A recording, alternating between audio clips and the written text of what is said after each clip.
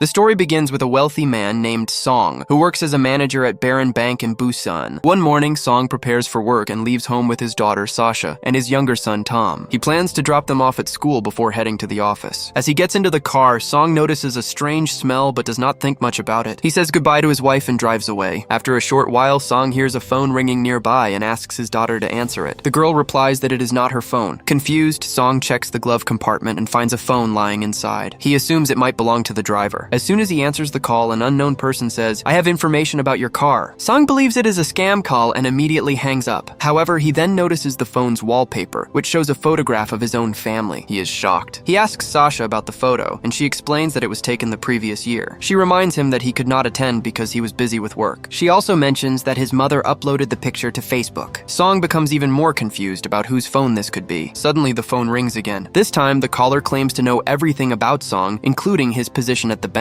The man then makes a terrifying statement. He says that a pressure-sensitive bomb has been planted under the seats and that if anyone gets out of the car, it will explode instantly. Song assumes it is a terrible joke and hangs up once more. A little later, Song stops at a gas station. Just as he is about to step out of the car, he receives another call. The caller asks whether he noticed any strange smell inside the vehicle. Now, Song begins to feel real fear. The man explains that he has been tracking Song for a long time and warns that if he leaves the car, his children will die within seconds. At that moment, a gas station employee approaches and tells Song to step out and refuel. Panicking, Song hands him some money and asks him to fill the tank instead. Song continues driving, and under the caller's instructions, he reaches beneath his seat. There, he discovers a bomb, which leaves him terrified. The caller warns him that he has the detonator and will trigger it immediately if Song tries to contact the police. A frightened Song asks what he wants. The caller demands that Song transfer 1.7 billion won, along with an additional 60 million won in cash. Song responds that he does not have access to that kind of money, but the caller reminds him that he is the manager of a major bank and insists that arranging the funds should not be difficult. Soon after, they arrive near the children's school, where Tom's friends come toward the car to greet him. Alarmed, Song tells his son not to step out of the car and quickly sends the other children away. The confused children do not understand what is happening. The man on the phone then forces Song to reveal the truth. He has no choice but to tell his children that a bomb is planted under their seats. Both children are terrified after hearing this. Just then, Song receives a call from his colleague, who sounds extremely panicked. The colleague explains that he has also received a call from the same stranger and that a bomb has been planted in his car as well. Song asks for his location and drives there immediately. When he arrives, he sees that his colleague's wife is also sitting inside the car. She wants to step out because the day is very important to her and she does not believe there is any bomb. Song calmly explains the situation and asks her to remain inside the car for a while. Reluctantly, she agrees to stay seated. At that moment, another man approaches and angrily shouts at them for blocking the road. They apologize and move the car aside to park it properly. Meanwhile, tired of waiting, the colleague's wife suddenly steps out of the car despite repeated warnings. In the very next moment, the car explodes with a deafening blast. Song's colleague and his wife are killed instantly. Everyone present, including Song and his children, is left completely shaken as the threat is now proven to be real. The children are in shock. The explosion injures Tom's leg and he begins bleeding badly. Tom screams in pain and Song becomes utterly terrified. The caller demands the money again. Seeing his son injured, Song is forced to agree. He begs the caller to allow him to take his son to the hospital first. The caller coldly replies that he does not care whether the boy lives or dies. Instead of showing mercy, he increases his demands and orders Song to pay his deceased colleague's share as well. Song argues that withdrawing such a large amount will raise suspicion at the bank. But the caller reveals that he already knows about Song's overseas accounts and financial details. Feeling defeated, Song calls one of his junior employees and lies that he has discovered a new investment opportunity. He instructs him to immediately convince VIP clients to invest their money. The junior agrees and begins contacting several clients. However, the collected amount is still far less than what the caller demanded. Frustrated, Song asks for the list of VIP clients so he can speak to them personally. Soon after, Song talks to his most important client and tries to persuade her by saying that such an investment opportunity comes only once in a lifetime. The woman shows interest and mentions that she has recently sold a piece of land, but she says she must discuss such a major decision with her husband first. Song becomes unusually insistent and urges her to act quickly, saying there is no time to wait. His pressure makes the woman suspicious and she refuses to make an immediate decision. At that moment, the caller interrupts again and orders Song to start arranging cash instead. He tells Song to call his wife and have her send the money immediately. Seeing no other option, Song immediately calls his wife and asks her to withdraw all the money from the bank and deliver it to a specified location. Hearing this, she is completely shocked. She can also hear her son crying over the phone, which frightens her even more. Song tries to calm her and assures her that everything is fine. Sasha also speaks to her mother, saying that they are safe and that Tom is just scared and crying. Despite this, Song's wife threatens to inform the police. Song firmly refuses and warns her not to do anything like that. Desperate, he begins begging her to follow his instructions. After repeated pleading, his wife finally agrees. Meanwhile, at the police station, officers begin investigating the earlier explosion. They review CCTV footage that shows Song speaking with his colleague shortly before the blast. From the footage, it appears as if they were arguing. They also notice that Song moved away just before the explosion occurred. This makes the police suspect that he knew about the blast in advance. As a result, they begin to believe that Song might be responsible and could have killed his colleague due to a personal dispute, even though the footage is not entirely clear.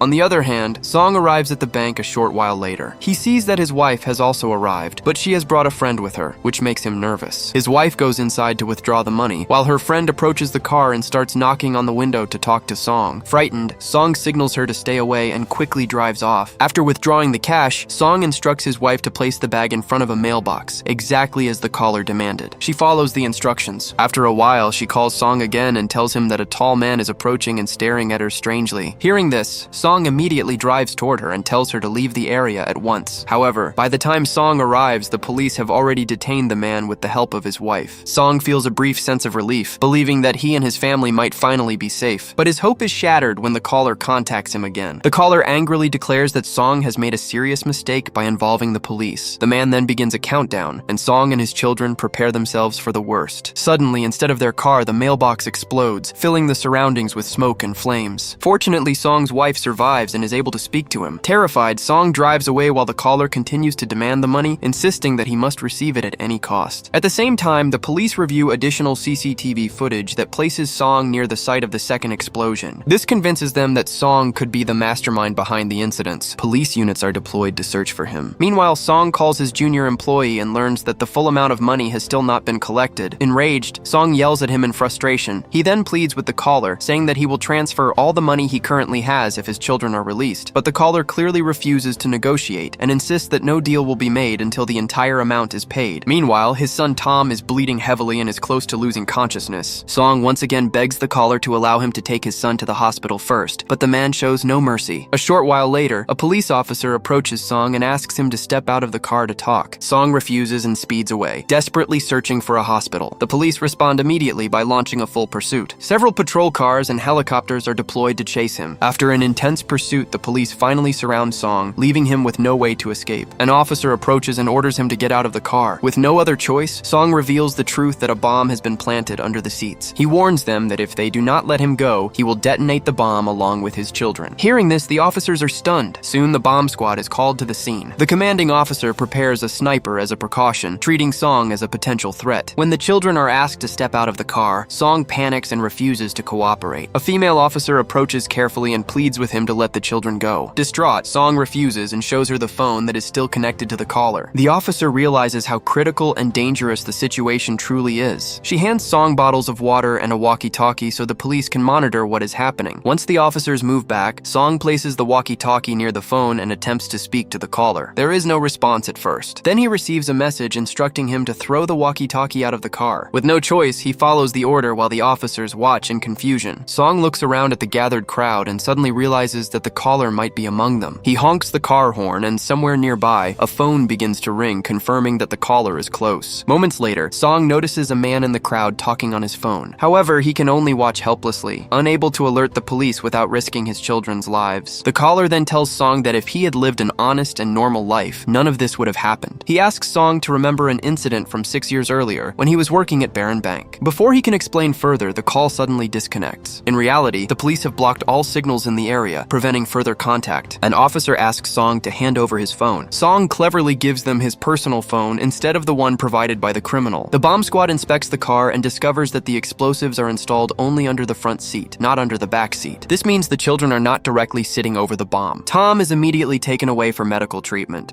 However, Sasha refuses to leave her father alone. When the police try to pull Song out, Sasha notices a sniper positioned at a distance, aiming at her father. Seeing this, she makes a shocking decision and suddenly runs to the front seat, ensuring she cannot be separated from him. Song becomes emotional and asks why she did that and how she realized there was a sniper targeting him. Sasha replies that she will not leave her father alone like that. Meanwhile, the female officer argues with the police chief, saying that placing a sniper has frightened the girl. However, the chief insists that Song is the main suspect suspect, as there are no call records with any unknown number on his personal phone. Shortly afterward, a young man named Sam arrives and claims to be Song's brother. He asked for permission to speak with Song. The police believe he might persuade Song to release his daughter, so they allow him to approach. As Sam gets closer, he reveals something shocking. He is actually the caller behind everything. An enraged Song immediately grabs him, but Sam threatens to detonate the bomb. He says he is not afraid to die because he has nothing left to lose and that everyone nearby will be blown up with him. Terrified, Song begs him to spare his daughter and promises to arrange all the money. Unexpectedly, Sam agrees and temporarily deactivates the bomb, allowing Sasha to step out of the car safely. But in the very next moment, Sam reveals another twist. He has already activated a timed explosive and only 18 minutes remain. He announces that he is taking Sasha with him and warns that if he does not receive the money in time, he will kill her. With that, Sam takes the girl and leaves the scene. The police do not stop him because they still believe he is Song's brother. Meanwhile, Song drives off in a frantic pursuit, followed by several police vehicles. At the same time, Song's wife watches the events unfold on television. She is shocked to see a man claiming to be Song's brother because she knows this is not true. She immediately calls the police and informs them that the man is an imposter. By then, however, it is already too late as Sam has disappeared. A short while later, Song contacts one of his superiors and desperately asks for a loan, saying it is a matter of life and death. The man refuses outright. He explains that Song has already taken a large amount of money from clients without authorization and that the bank is preparing to file a fraud case against him. Hearing this, Song is devastated. As a last attempt, he calls his wife and asks her to transfer all the money from his accounts to the caller. Sam then contacts Song again and instructs him to come to a ship dock. When Song arrives there, memories of his actions from 6 years earlier begin to resurface. It is revealed that 6 years ago, Song was just an ordinary employee at Barron Bank. At that time, the bank had persuaded workers from a chemical factory to invest their savings through misleading promotions and false promises. When the market suddenly collapsed, those workers lost everything they had earned in their lives. One of those investors was a poor pregnant woman who had invested all her savings. Instead of helping the victims, Song destroyed the evidence and helped conceal the bank's fraud. As a reward for this act, his superiors promoted him to branch manager. The pregnant woman later came to Song in tears, begging him to help her recover at least a portion of her rightful money. But Song, blinded by greed and ambition, ignored her pleas. It is finally revealed that the pregnant woman was Sam's wife, and Sam had planned everything to avenge his family. In the present, Sam is driving with Sasha when he receives a call informing him that 1 billion won has been deposited into his account. Sam explains that he had won the legal case against the fraudulent bank, and now the factory workers finally have a chance to rebuild their lives. Soon after, Song arrives at the dock near the chemical factory, where protest banners are displayed against the bank. There, he sees his daughter tied up inside another car. Overcome with shame, Song apologizes to his daughter and admits that his greed led him to commit many wrongs, and now he is facing the consequences. Just then, Sam arrives and sits in the front seat with Song. Song continues to apologize for his past actions and promises that he will now fight for the victims. But Sam refuses to forgive him. Sam explains that he and his wife had filed a case against the bank. To continue the legal battle, he had to take out a loan from another bank. This pushed them into a crushing cycle of debt. Unable to bear the stress and hardship, his wife died along with their unborn child. In a single moment, Sam lost everything. Sam then orders Song to drive the car into the water so that the explosion will happen farther away from Sasha. With no choice, Song drives the vehicle into the sea. The car begins to sink before the bomb can detonate. Sam loses consciousness and Song tries to save him but fails. Moments later, the bomb explodes underwater. Song somehow manages to escape and is later rescued by the police. Afterward, he asks the officers about Sam and learns that Sam did not survive. This incident changes Song completely. He decides to transform his life and vows to fight for the innocent workers who were wronged. Soon, he publicly confesses to the bank fraud and admits his own involvement in destroying the original evidence. However, his testimony is now enough to expose and punish those responsible. In the final moments, Song is seen driving when his former boss calls him, begging him to stop. The boss even offers to return his job and asks him not to testify. Song hangs up without listening. It becomes clear that he will not stop until justice is served. If you enjoyed the video, please like it and subscribe to the channel. See you in the next video.